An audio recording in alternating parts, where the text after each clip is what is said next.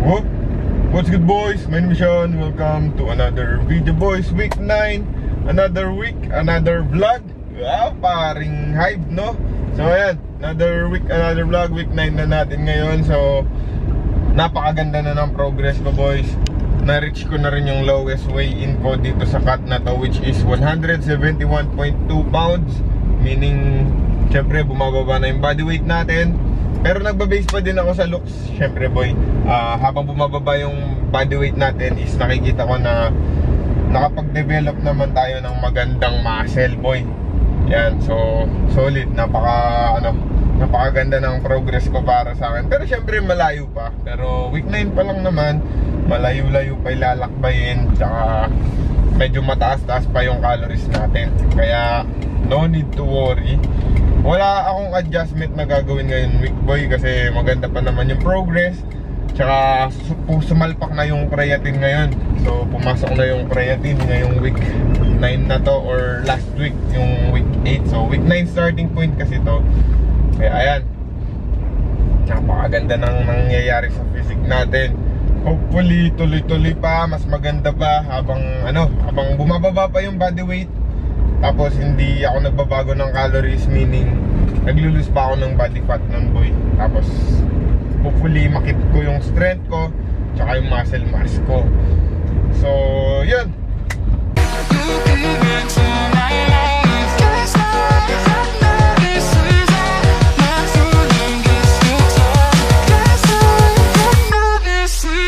Okay, boy, so week 9 yata natin to, week 9 update. Lay, dito, papakita ta. Lay. Okay, boy, so week 9 update yata natin to. Ito na, Golden Retriever update. Di siya masyado lumalaki kasi nagkaka-diarrhea siya. Ayan, pero magbuboost din to. Ayan, ito na yung Golden Retriever natin. Sig update muna tayo, boys.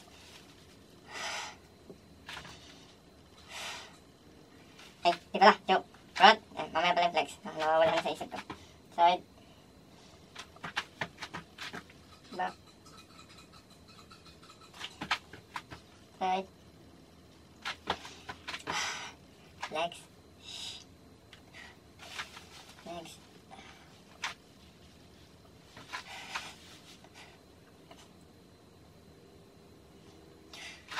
Tricep.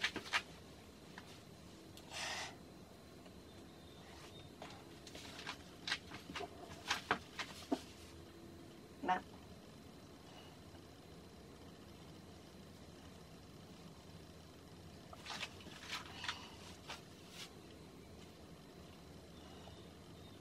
Back double.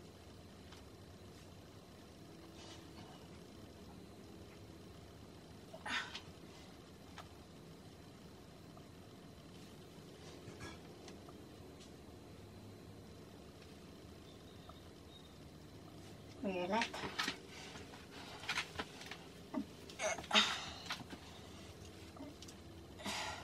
Side chest.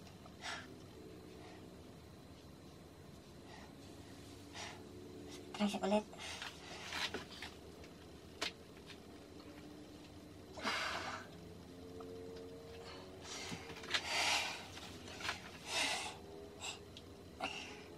Basic.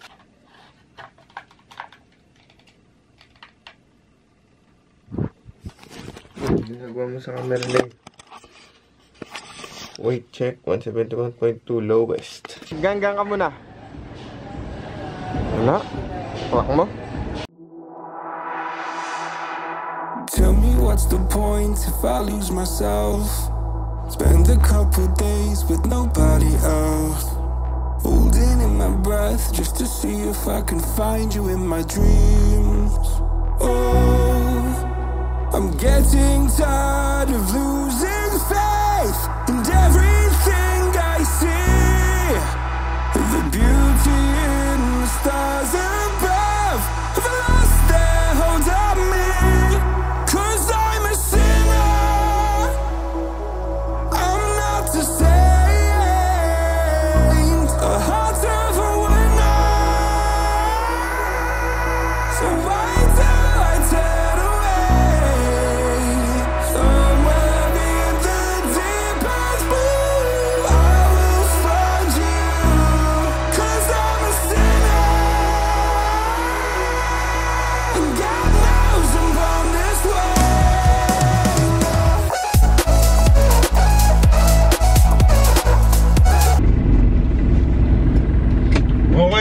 tapos na tayo magbuhat. Pauwi na tayo. Boy, ano bang tawag dun sa ano? Tawag yung sabitan ng camera na nilalagay sa sasakyan ng makakabili nga. Kasi tignan nyo, ang pangit ng angle natin. Laging ganyan pag nagsasalita ako. Alam ko nilalagay yun sa ano eh, sa windshield sa loob. Tapos pwede siyang ilipat-lipat, diba? Pero di ko sure. Yun sana pwedeng pang phone, saka pwedeng pang ano, pang camera, boy. Para maganda yung talking part natin. Tignan nyo, ganyan. Medyo papaganyan siya, diba? So yun, tapos na yung workout natin. So push day tayo ngayon. And again, hindi ko na pinifilm or hindi ko na lahat binibidyoan yung workout footage ko. Pero kung gusto nyo, comment down below. Pero ano na lang, paulit-ulit na lang naman yung ginagawa ko. Bale, sa mga nakaprep na bata ko, parehas ko ng program si Kalbotic Saltic, si Joel. Yan. Tapos sila Carly pa, si Carl, si Kuya Jibes. Happy birthday Kuya Jibes, March 11 ngayon. So bukas birthday mo na, 30 years old ka na. Malapit nang mabura sa kalendaryo yung edad mo, bro. Yan, so ayan, congratulations sa mga na-achieve nyo dyan. Lalong-lalo si Boss G, congratulations. Kumparing G, ayan. So hinihintay ko lumitaw nga si Boss G sa ano, sa vlog ni Paring Hype o kaya ni Paring G. Nakakatuwang panoorin yung mga yun, gagaling. So bibili ng Rolex si Boss G. Abangan natin yan, boy. Tapos ayan, hindi ko alam kung si Boss G ano nang ginagawa niya sa buhay ngayon. Sobrang busy niya, hindi man lang niya kami makamusta. Tapos Boss G, kung napapanood mo to, diba may bago kang Kobe 6 sale na ano, All Star 2.0. Arborin ko na yung black lace kasi lalagay ko dun sa reverse grinch. Kasi yung reverse grinch ko, red lang yung free lace nun. Di pa naman Pasko, kailangan ko ng black lace. Ayan. Siyempre pang Kobe 6 din dapat. Kaya ikaw yung naisip kong arboran. Kasi meron kang sale, meron kang reverse grinch. Yan. Kasi black yung swoosh ng reverse grinch, diba? Bagay nun yung ano, bagay yung black lace. Pero tawag dito, kung gagamitin mo, syempre wag mong bigay. Pero sure ako hindi mo gagamitin yung ano, yung black lace na yun. Mag-stock lace ka lang. Yan. Hindi naman nagpapalit ng lace yung mga mayayaman. Kami mga mahirap lang yung nagpapalit ng lace para maangas. Kayo, kahit wala nang palit-palit, maangas agad, diba Boss G? Yan, so other topic, wala na. Si Kalbo, 9 weeks out yata. Tapos mga nandito sa Pilipinas, madami naman show dito sa Pilipinas. Huwag kayong magmadali. Kung hindi man mahabol yung show na target nyo, madami pang ibang show, boys. Yan, huwag lang kayong ano, huwag lang kayong magra-rush, tsaka huwag kayong mai-stress sa pagka-cut nyo. Yan. Sobrang daming show hanggang December yan. Basta importante, consistent pa din yung cut nyo. Sure na sure, wasak na wasak yan. Maglalabas tayo or magpo-produce tayo ng package, sobrang ganda. Yung unbeatable package or yung talagang next level package na hindi nyo pa nakikita. Hopefully ako rin makapag-produce ako ng package na hindi ko pa nakikita. Tapos with good muscle mass, yung nakapag-gain na talaga ako ng muscle mass. Yan, minsan kasi syempre boy, maiisip natin, sapat ba yung naging bulk natin, okay ba yung progress, di ba? Ano lang, honestly speaking lang, parang naiisip natin sa sarili natin na ay, ang liit ko ba, okay na ba tong cut ko, okay ba tong ginagawa ko, kulang ba ako sa cardio, ano bang kailangan kong gawin, di ba? Parang minsan naisip mo sobrang liit mo, sobrang flat mo, pero minsan naman naisip mo nalilate ka, kailangan mo magdagdag ng cardio, kailangan mo magbawas ng calories, di ba? Daming stressors kapag ka naka-cut or naka-prep. Pero ayun nga, ganun lang talaga. Syempre ano yung hormones natin dyan eh, parang jumble yung hormones natin kapag ka naka-cut or naka-prep. Parang magulong yung hormones natin, lalong lalo yung stress hormone natin. sobrang ano niyan, sobrang mabilis ma-activate yung cortisol. Bumagsak yung camera ko. Cortisol natin sobrang bilis ma-activate, kaya mabilis tayong mag-isip ng kung ano-ano, mabilis uminit yung ulo natin. Yan.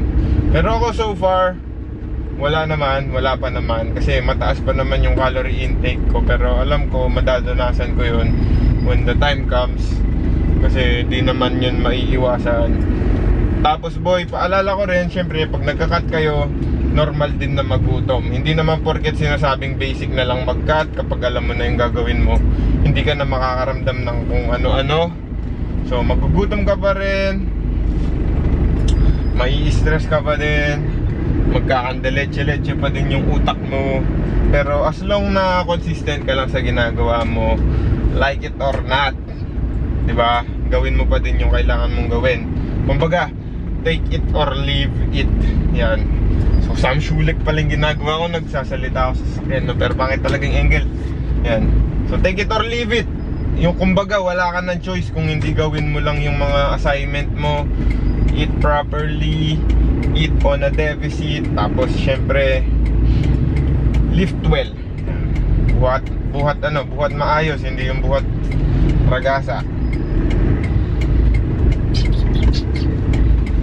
Yan. Si Sam Shulik nasa highway lagi, dito nasa traffican lagi. Tanginang yan.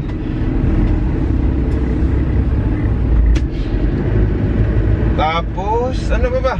Yun lang. Wala na akong maisip kasi naano tayo sa maraming bike, tricycle, wheeler na medyo iniilag-ilagan ko sila. Tsaka mga maliliit na motor. Nag-stop si Papa.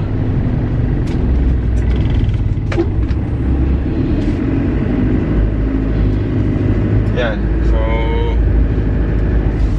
yan, enjoy lang kayo boys sa mga ginagawa nyo sa buhay. Kung hindi kayo nag-enjoy, huwag nyo nang gawin. Hanap kayo ng iba nyong kaka-enjoyan. Kung hindi nyo kayang pasukan yung fitness na talagang dibdibin, huwag nyo nang gawin. Kesa makasira pa sa utak nyo. Madami naman ways para mag-enjoy. Kasi bodybuilding is so hard. Sobrang complicated niyan. Lalong-lalo kung magulo yung buhay mo, lalong gugulo yung buhay mo. Ayan. Tapos syempre expenses din, medyo magastos. Kung normally magastos ka daily, okay lang yung expense mo. Pero kung bago ka, yung kung ano lang yung nakahain, ano lang nakabudget na agad yung mga foods nyo, mapapagastos ka talaga. Kasi syempre magbabago ka ng food sources, bibili ka ng supplements, bibili ka ng vitamins, diba? So kailangan gusto nyo talaga yung ginagawa nyo. Daming sports, but okay lang na hindi kayo mag-bodybuild, mag-exercise na lang kayo para healthy pa din ang buhay nyo. Okay? Basic. Sige na boy, iiyak na ako dito. Wala na kasi akong alam sabihin. Puro na lang walang kakwenta-kwenta yata yung sinabi ko. Pero hopefully may nakukuha kayo. Kung skip nyo, okay lang. Yan. I'm not your doctor. Don't listen to me. Tama kayo, mali ako. Hindi, yun nga, tama kayo, mali ako. Sabi nga ni Carlos Agassi, instead na makipag-argue pa, edi kayo na lang yung tama, di ba? Basic life, boy. Okay boy, oras 5:40 AM. Papataihin lang namin to kasi ayan, na-doctor siya, nagda-diarrhea siya, na-vet siya. So, ayan, back day tayo ngayon after niya natakot sa motor. Tayo ka na lay. Tapos, yun, back day. Pakita ko rin yung konting clips ng workout ko, boys. Let's go. Bakit na tayo, boy? Back day. Oras 6 PM. Ay, PM AM. Saglit lang naman kami magbuhat. Maximum na siguro yung 1 hour and 10 minutes. Kaya tara na, let's go, boy. I'm on my own, broken and alone. I feel the rain crashing down all around this empty town. I'm searching for the lost and found. but you don't care. You're unaware. Keep moving like the scars aren't even there. It's in the air like a blazing flare. Don't stare, cause the flames will burn us. I thought you were the one for me. That's why I gave you everything. Held you close by the stormy seas. Oh, you meant the world. What's good, boy? Umaga na naman. At tayo na naman ay mag-gym. So, Sabado ngayon, March 15 yata. Babanat na naman tayo sa gym ito, sa Powerhouse. Upper day tayo ngayon. So, kabisado yung program ko. Pero, ayan, Boss Neg.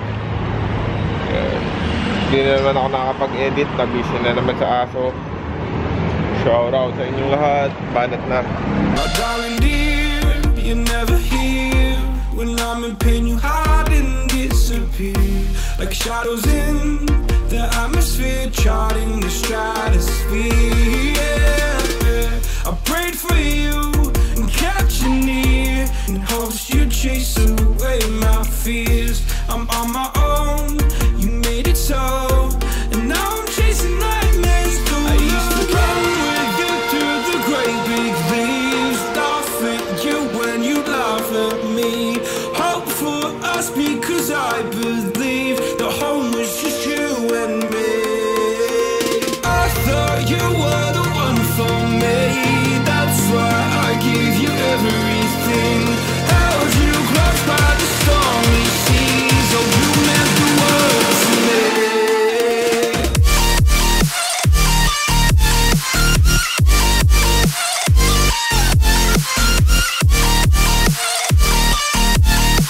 Oh, you meant the world to me.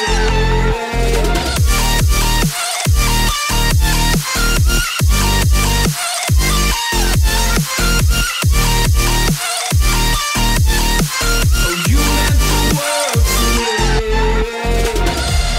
Oh, I'm gonna do this on my own. Okay, boy, tapos na tayo magbuhat. Tingnan yung jersey ko, LeBron James jersey. Pero hindi siya maglalaro. Kalaban nila ngayon ay Denver Nuggets. Pati si Luka hindi maglalaro. Talo na naman. Pang ano na to, pang 4th or 5th blue streak na nila. Yung si Boss Neg, makeup style.